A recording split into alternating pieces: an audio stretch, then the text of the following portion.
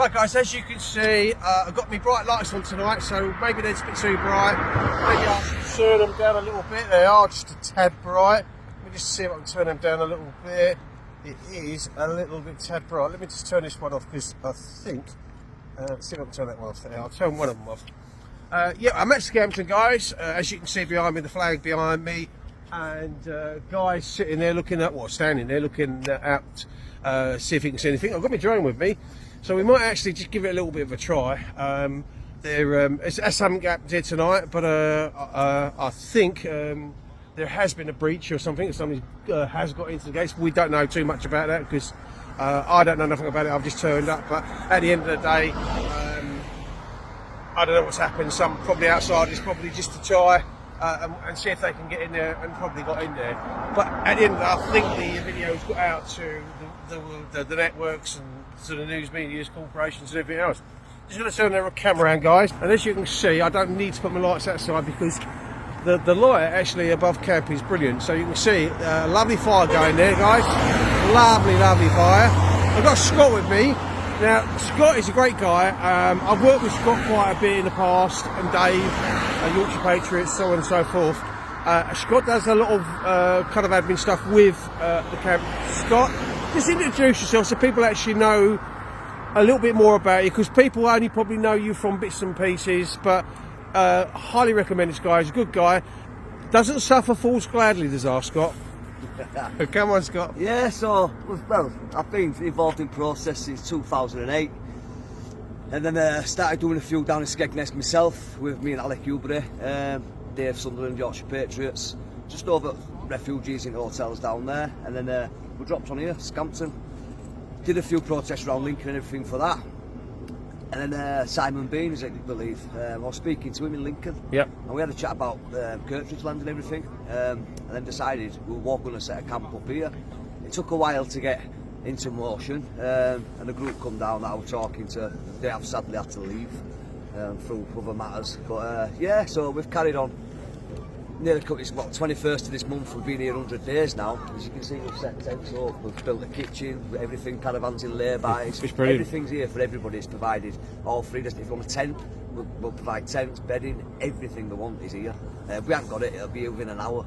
So yeah, and as you say, a lot of actions happened here. I've been arrested a couple of times. I got a 3.2 mile restriction not to be able to come back here. That all got dropped. It was false arrest at the end of the day. Security lying like they do. So yeah, and I've been up back and forth then. Can't stay all the time. I have kids, so yeah, I have to go home. But some of these guys are here. They're here every day. They don't sleep at night. They do night shifts. Yeah, taking turns. People are taking turns to stay here and so forth. A lot of people are travelling. It's a shame locals don't support it as much as what we thought they would. They do drop food and stuff off now and again, but they don't actually stand here freezing like the rest of us do. People from surrounding areas are, not for a few miles away, but not the locals out of the village. It's pretty shocking, really. So yeah, tonight there's been a group of lads, well, two lads come down, they're explorers. Yep. So they said they were going in, and yeah, they went in. They've been inside filming. Wow. Filming everything. Security didn't even have a clue they were in there. Wow. Quite even the police have been just through the gate while these lads are still filming in there. Oh, they're my actually God. still in there. It was unbelievable. Yeah. So as police left, they were still in there a good half an hour after the police left, and they've come back round, come and seen us here. Yeah. Yeah, but we've got some great footage, which I'll forward on to you. Yeah, we've been in, filmed kitchen, filmed all rooms, they're in, filmed the showers, filmed everything. Absolutely everything. They've been throughout the buildings in there. It was absolutely unbelievable how far they actually got with, well, it was straight a security breach. Security had no clue until they were on the way out, but they were already on opposite side of the fence when security seen them. It'd be interesting to see it actually in the aspect of or the respect of that. What our people are going without to what they are actually giving these people. It's disgusting, Alan. Yep. It's absolutely disgusting. When there's all, well, sorry if Scampton at the end of the day, with heritage behind this place is absolutely unbelievable. Yeah, it's crazy. Oh, McDam Busters. Yeah. And we've got vets living on streets. Yeah. Why would they put the vets put them in there? Yeah. What they've done in there is absolutely unbelievable for these Yeah. people. These people should be. There's a you're now close school as yourself. You can see it. Yep. it's over the fence, and then there's a school there, and you know what these people are that are coming. You know. It's not only that, Scott. Yeah. I mean, you've got a huge, one of the biggest university campuses that I've seen. There's, I don't know how many acres it spreads over, but it's a big, big site. It's all part of the Brayford Estates. And you've got hundreds, I think it's 1,500, maybe more, maybe, I don't know what it is, it might be in the thousands, that are actually studying in Lincoln. Now, I've been on traffic management in Lincoln when we was doing Brayford Wharf Bridge over the railway. Right. And I was on nights in there. And the Poles and the Russians are quite violent in drink. And these poor girls, when they're studying, they want to let their hair down. They want to go out to the nightclubs because there's a lot of nightclubs in, and there's a lot of fast food places open till AM, early 3 or 4 o'clock in the morning. And they come out and get something to eat, and they're walking along. And yeah, they're probably the worst for wear because they've gone out and let their hair down from studying, and they're being accosted. And there has actually been rapes in Lincoln. Yeah, there's going to be a lot more once these lot get in here, and we all know it. I spoke to a police officer here early hours one morning, about 2 o'clock in the morning. Pulled into lay-by just down here, and we're talking. Didn't agree with coming myself. And he even said it. We know what's going to happen once they get here. Yeah. So I said, "What rape?" We know what's going to happen. Like I say, when we picked Nest demo in Tower Gardens, Yeah. we were saying it down there. There's going to be rapes. We've been here a couple of weeks, and yeah, I think he'd been here 40 days actually. Straight away, raped a girl in Tower Gardens, and he got not guilty on that. And that's the same that happened, I think, I was with Andrew in Kegworth in Derbyshire. Yeah. And the same happened there. A girl from the next village, 15-year-old girl, was raped. And the guy was let back into the hotel. They let him go back into the hotel. And I went down there, and they even chased the councillor out of the local park. And the actual parents had enough. And they actually came to me and turned around and said on camera, he's coming up to the summer holidays, what are we going to do with our children? They can't go into the park, they're going in there, urinating, they're, desiccating and decimating and defecating in the fields and everything else. They're climbing over fences, into people's back gardens, they're stealing from people, and the whole place is completely changed. It's crazy. People are having to lock the kids away when these men are getting let to roam freely. Yeah. If they're in the country illegally, no ID, no. Yet they've been allowed to roam freely. Yeah. How's that work? And we're now having to protect our kids and lock our kids away. Yeah. These men should be locked away. They've entered the country illegally anyway. Yeah. So why are they being let to roam free? It's an absolute. The government's the piss poor. About it. It's unbelievable. Absolutely. They know what they are. They know. They haven't got half models. They've got no. They don't live by our same as us. Of course they don't. They don't live by our culture. The worst part about it is when we go into their countries, we abide by their rules and regulations, we abide by their culture and everything, and we show a bit of respect. When they come here, they completely take the piss. Well, that's it. Everything's to be there. I mean, they get electric bikes and all sorts of things. I saw a bit footage earlier on.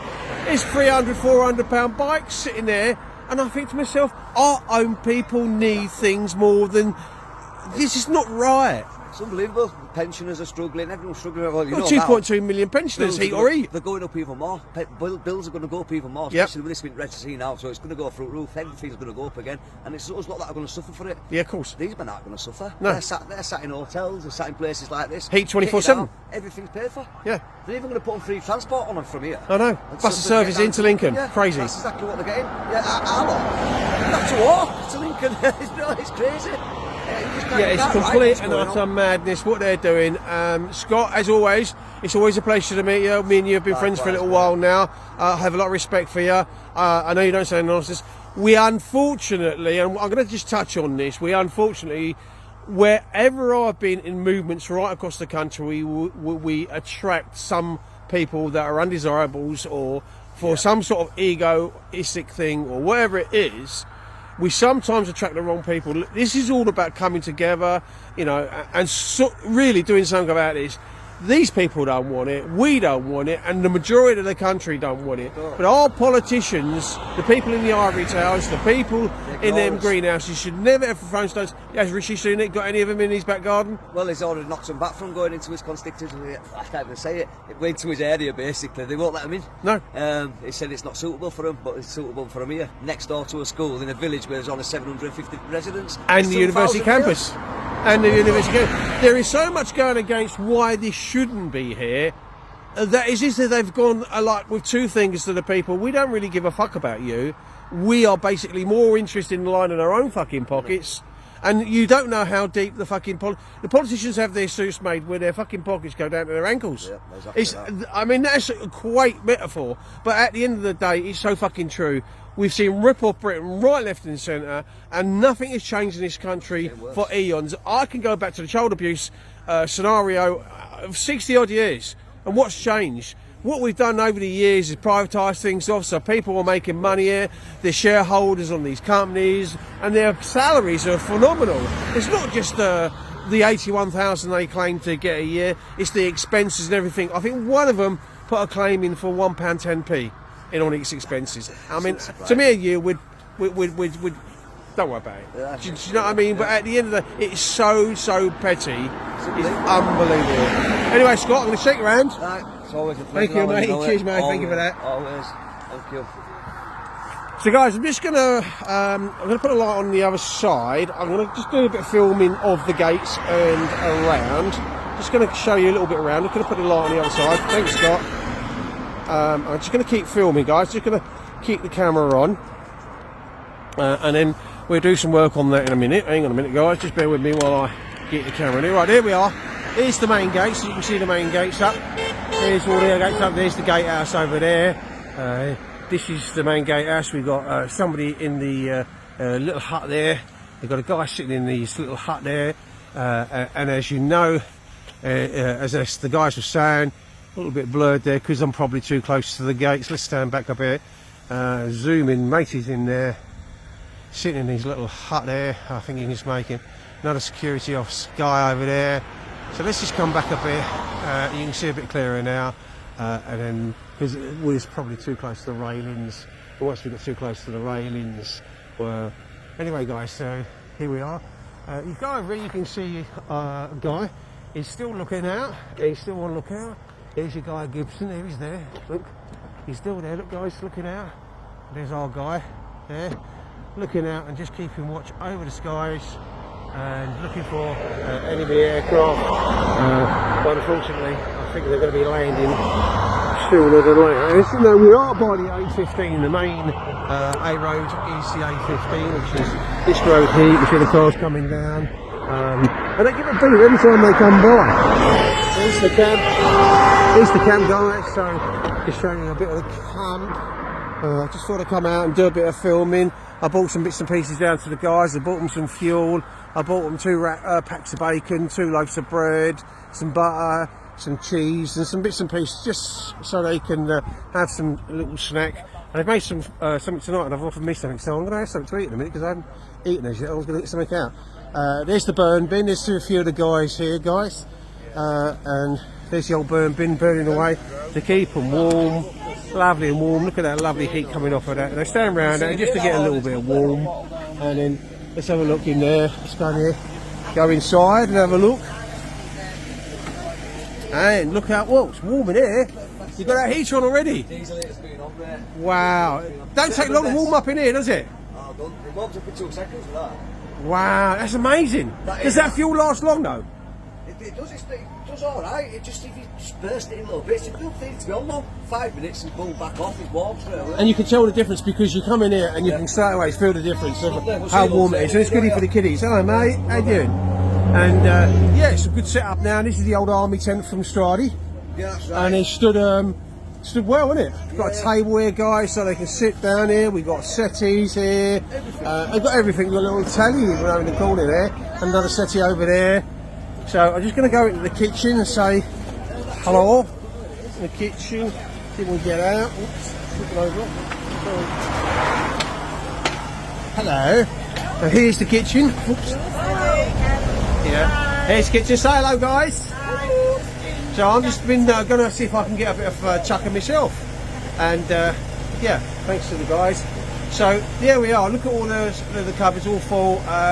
Plenty of donations. But guys, please, if you want to donate, still donate. Go onto the Facebook page.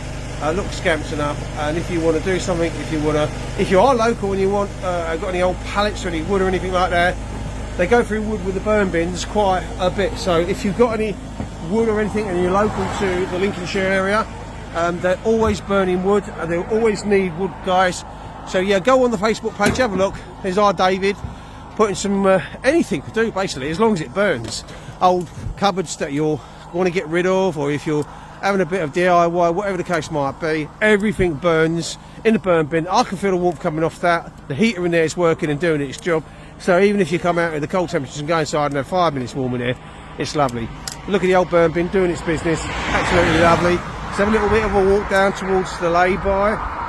Say hello, David. Hi everybody. Bit bright with the old lights. I've got both lights on the front there. How long are you here for? Just this overnight, David, or? Yeah, just over that. Yeah, just thought we'd give them a hand. The night shift's got the, you know, they're doing another night shift, the lasses and the lads, so we thought we'd help them out. Like, you know. But you've done us over 60 odd days, Dave, haven't you? 63. 63. That's awesome. That takes some doing.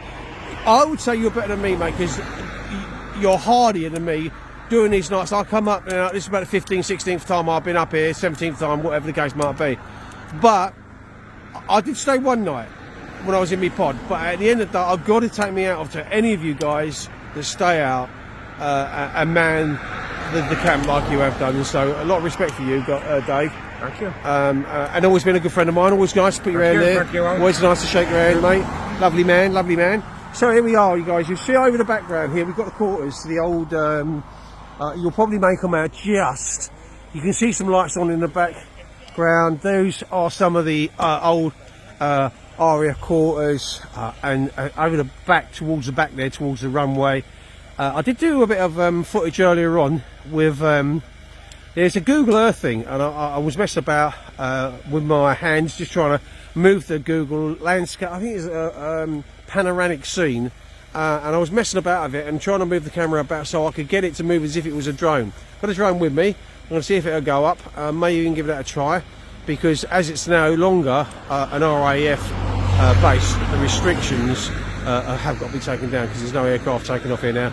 It's probably too many people here that are not armed forces or whatever it is, or military, whatever you want to call it, or servicemen here that were probably trained and aware of the whole idea of this heritage centre. And again, don't forget, this is the heritage centre to the Lancaster bomber and Barnes Wallis's bouncing bomb, Guy Gibson and his black Labrador that he had here, who got run out on this actually road, came out the front gates and actually got run out on the A15 here on the date they went over the Rhine, I think it was, to do the bombing of the dams and things like that. So yeah, so as you can see, lovely little bit of fire going there now. You can see that fire going there. The guys are all sitting around it, keeping warm. Hardy, sturdy guys that have done a great lot of work here. Love and respect to every single one of them. There you are, guys, just a little bit from Scampton. I've come down to make a little bit of a contribution, just do a live and make sure the guys are right. Hopefully I can get hold of that footage and post it for you in a bit. So thank you very, very much, guys. Like and share, and thank you to every single one of you.